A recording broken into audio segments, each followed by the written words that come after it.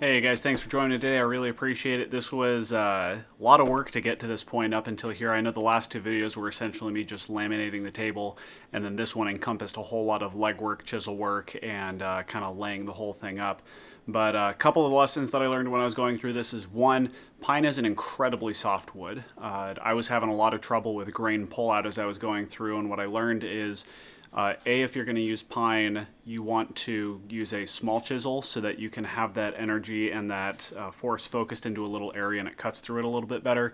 But then B, try to choose pine that has grain direction and density. You can actually feel it when you're holding the board. It's different than when it's wet. If it's wet, you're going to kind of mask it, but try and get the tight grain structure woods and look for which direction the grain direction is going. And here's what I mean by that. So if you look at the difference between, say, this cut right here and this cut right here, this guy has a really loose grain structure all the way through, and the direction of the grains comes across. So when you're trying to chisel it in this direction, you just end up pulling the grains out of the face. Whereas over here, you've got a much tighter grain structure, and then actually all of these are pretty good and tight all the way through.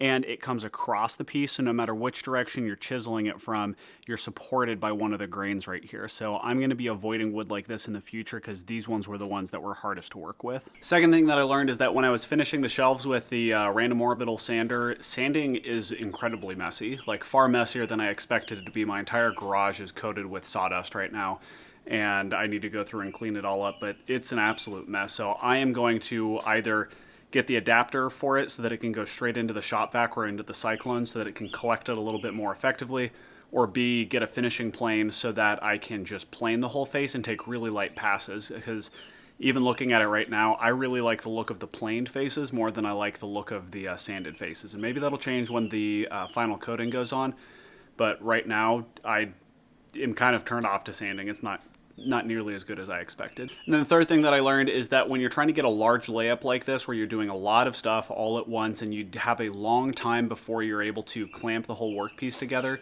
is to get a long set glue. I think my glue is a 10 to 15 minute set, which means that it actually starts getting very viscous and grabbing onto your wood pretty quickly. And that wasn't quite enough time for me to go through and get everything. And so the first joints that I glued up, when I was trying to clamp them to some of the last joints that I glued up, the last joints pulled in just fine, but the first ones, it took a lot of coaxing to get into position. And so I'm going to try and get a long set glue so that even if it takes a half hour, 45 minutes, 1 hour to get it all to set together and it's still liquid for a while, that's fine, because I'm just going to clamp it all tight. And then even if I have to let it sit for 2 days, that makes the layout process far less stressful. At any rate, thank you guys for joining me today. I really appreciate it. If you have any questions, go ahead and leave them in the comment section down below. Otherwise, we'd love it if you could like and subscribe to the channel. Love seeing everybody around and love all the questions that we're getting about everything that's going on. So thank you guys very much. We'll see you again. Have a great one. Bye.